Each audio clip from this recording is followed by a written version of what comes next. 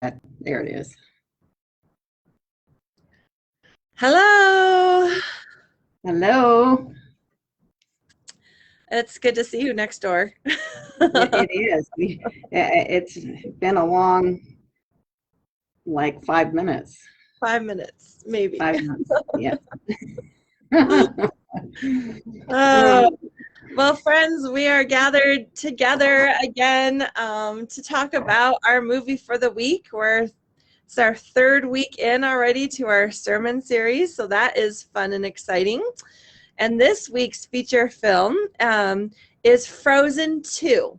So if you haven't seen Frozen 1, you need to watch it because it's a great movie. Lots of good things in there, but this also has a lot of good things. And so we encourage you to watch Frozen 1 if you haven't, but watch Frozen 2 for sure. That is what we will be talking about on Sunday. So if you don't know the story, it's about two sisters, Anna and Elsa. And Elsa has special powers where she can turn things into ice and freeze them, and she has a thawing problem, if you will. So and then her sister Anna, who's very supportive of her, loves her dearly. They've lost their parents, so they're really all that they have, and now they find themselves in charge of this kingdom. So that is kind of the basis for this story. Barb, you said this was your favorite out of the two movies, so why was that? Well, probably because I haven't seen Frozen 1 in about 4 years. Um, but no, I thought there was a little more depth to the story, at least for me. I can't remember if Frozen 1 had as many pithy sayings in it as this one does, but no, I enjoyed it, and I actually enjoyed the story, and yeah, yeah. And it's one of those, it's like it's really good for kids because they love the characters of Anna and Elsa. They love Olaf, who is this snowman who magically appears, and his part is always cheeky and fun. And when in the first movie, it was talking about how he couldn't wait to enjoy all the things in summer, Yeah. because he just didn't get that he wasn't going to be around for summer. And then this one, his main theme was like, I'll understand everything will make sense when I'm older. Older. Yeah. Yeah. I loved that because I think that is my like mantra for life. I feel like you just never feel like you're older. And so everything's going to make sense. I'll know how to do that when I'm older. That's kind of a theme that is kind of a fun one to think about and enjoy a little bit with him. Well, and I think kids can really relate to Olaf, and Olaf brings comic relief throughout. When it gets real intense, he will say something that kids will think is very funny. Yes. And it's kids' sense of humor for the most part, but it also works for adults. So that's one reason the movie works.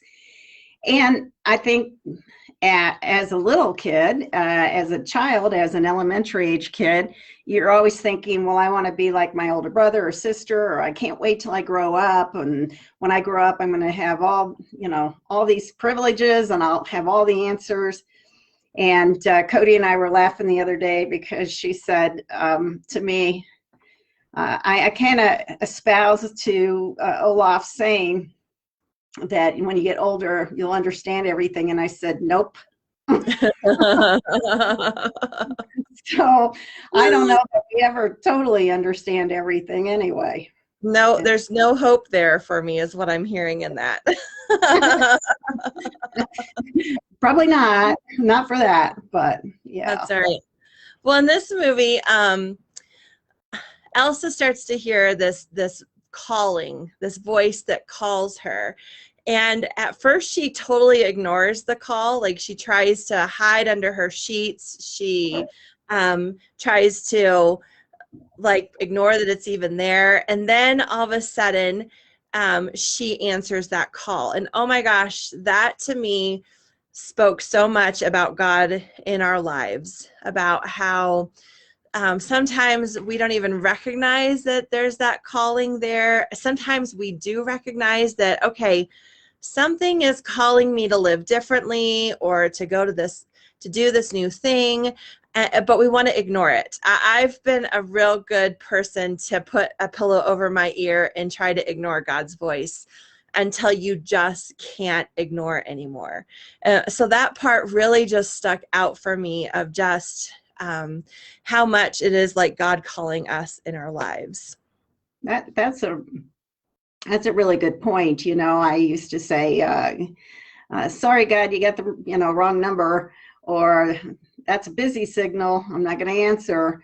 Yes. But God has a way not only of calling us directly, like this siren voice was in the movie, but also will work through other people to call us. Yeah. And say, you know what I see in you? And you're like, no, but or I'm like, yeah, but I don't want to hear it. Sure, go ahead, but I'm gonna go back and put that pillow back over my head. So, well, she does finally answer that voice, and they go off into the unknown. It's a huge song. I can't wait. If you're in person, you'll get to hear it. Unfortunately, Disney is a little bit of a stickler with the online stuff, so we're not going to be able to have that song online, but Krisha's going to sing Into the Unknown for us who are able to be in the sanctuary and present in worship. So, but really, again, that next step of into the unknown, I mean, gosh, that is like a huge part of faith. And I was thinking about last week, you talked about the major themes in the Bible: identity, belonging. I was also thinking how many times in the Bible there's this unknown path before so many people, whether it's one person or all these different people. The path is often unknown, and that seems to be another like major theme in the Bible, is kind of this unknown path that's before us, that we just kind of have to, we just journey along and just keep listening to that voice that calls us and see what comes next. Well, and one thing I really related to is, and I even wrote it down, where they said, and it fits perfectly what we've just been through and continuing in some ways to go through. When one cannot see, one can see no future, one should do the next right thing. Mm-hmm. And that's a theme through this movie. And I think that's actually, there's a lot of wisdom in that. There's a lot of wisdom in that, particularly in this culture where we find things just continually changing, and it feels like we can't get our feet on solid ground. That in those moments when you really can't predict what's going to be going on 6 months from now, just continue to do the right thing. Yep. And well, I was talking with Jason about it. We were talking about, recovery groups, I think, use that phrase a lot. We were talking about if you deal with anxiety or depression, sometimes counselors will use that phrase a lot. When it's hard to get out of bed, when it's hard to face what is happening, when it's hard to know what to do, you feel overwhelmed, just doing that next right thing, whether it is just get out of bed, whether it is make that phone call, whatever that next right thing is for you. It's such an important piece to being able to be able to carry on in sometimes some really difficult places. And I think you see that in scripture as well. A lot of people doing the next right thing, not always knowing what to do, where that path leads, but I'm just going to do the next right thing. Mm-hmm. So, yeah. Well, and Elsa, when she begins to hear her voice, one of the lines that she sings is, she says, "Winds are changing, not sure I want things to change at all." And I think that's our human condition, right? Like, our human condition is we don't want to we don't want things to change at all. We want things to stay exactly the way that they are. A lot of us hate change. That is hard for us to do. And so a lot of times we don't want change, but change is really important for us as a people. It's just kind of who we are. And so being able to kind of embrace that and look at it differently is an important part as well. Well, and when they're in the movie, when they are leaving the city of Arendelle and heading into the forest, I can't remember if it's the magic forest or the whatever forest. Enchanted forest. Oh. Yeah. One of the things that our friend Olaf talks about is there's going to be some transformation that happens in here. And of course, he doesn't know what he's talking about. But whenever you find yourself in a new place, in a place that you may not totally understand what the outcome's going to be, very often, in order to grow and change, you move through a season of transformation, and that's part of life. So yeah, so there's some really major, life experiences in this movie. Yes. Done only as Disney can do it, with it sounding like a Broadway musical. Yeah. Fantastic. Yeah, a lot of singing. Yeah. Yeah. Well, and I love that part because, Olaf doesn't even know what transformation is. So he just kind of blurts it out as one of his wisdom pieces. Yeah. But then when they actually do leave the enchanted forest, he says something to the effect of, "Wow, we've all been transformed." Yeah. But he still has no clue what that is. Yeah. But it's true that each of their journeys has transformed them into a completely different person. And the perils that they face, the unknown, the hardship, even their relationship pieces, they all have changed, but they've transformed into who they're created to be. And so it really is this wonderful transformation that kind of can make us also think about our own lives too. I think that's one of the I think that's one of the differences between the first movie and this movie that probably resonated with me. The first movie is a movie about really conquering this good versus evil experience, and there is some of that in this, which we can talk about in a minute. But it's not all good versus evil. Some of this movie has more about how this next level is going to change me. How we watch Elsa and Anna mature. Yeah, they're all on their individual journeys. Yeah, they don't realize, especially Anna, because she thinks her role is supporting Elsa, and she's just there to make sure she's okay always. In fact, Anna, one of the quotes I wrote down that she says to Elsa when Elsa's like trying to push her away to save her, Anna says, "I don't want to stop you from being whatever you need to be. I just don't want you dying trying to be everything for everyone else too. You don't need to do this alone. Let me help you." So it's this beautiful relationship with sisters that reminded me of like how we need to have trusted confidants in our lives to be able to walk through the journey. They can't always go every part of that journey with us. There are some pieces, and then the same with Elsa and Anna, that their stories have to separate.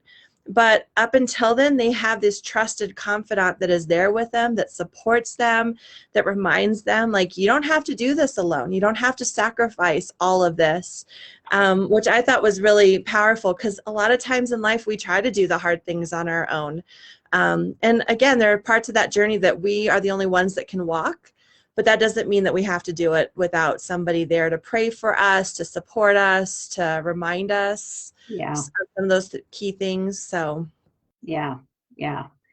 One of the things that I thought was very interesting, intriguing maybe, is as they discover what's at the base of the 30-plus-year fight between the people of the town and the people of the forest, basically, is the sins of the father will be I can't think of the word, will be carried on generation to generation. Yes, generation to generation.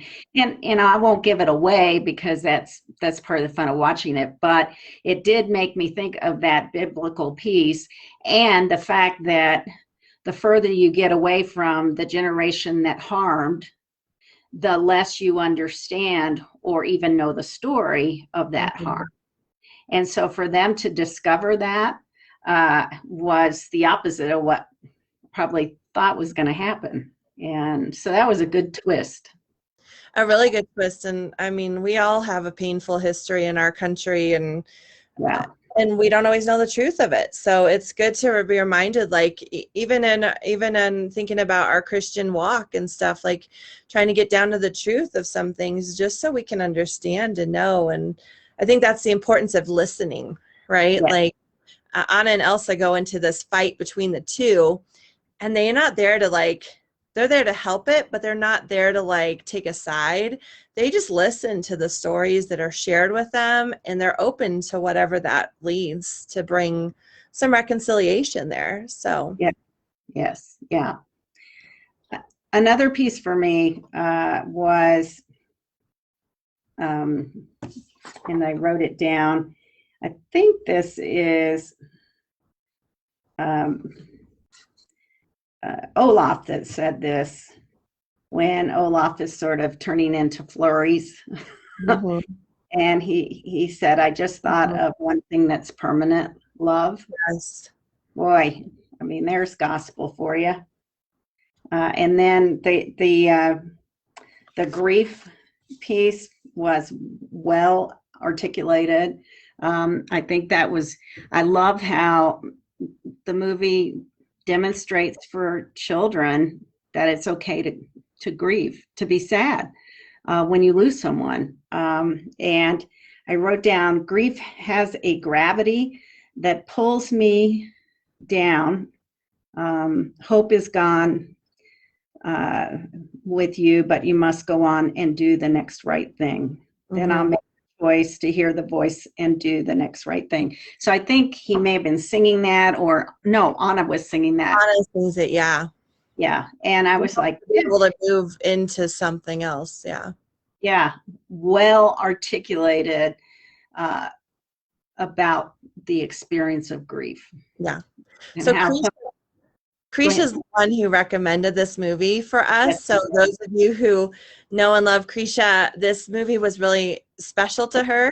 And she talked to me a lot about how she felt like child psychologists, or just psychologists in general, sat down and wrote this movie, because there's so many of those types of lessons in it that are important, not only for kids, but I mean, for us as adults too. Because I know, Barb, we're in the grief work a lot of times, and people haven't been taught how to grieve. And so it is a really hard thing to understand what to go through. So this movie lays a really beautiful foundation and groundwork, I think, for what that looks like.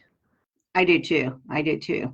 And for all ages. And it's kind of like sometimes you really get more what the message of the day is about from the children's moment than you do from the sermon.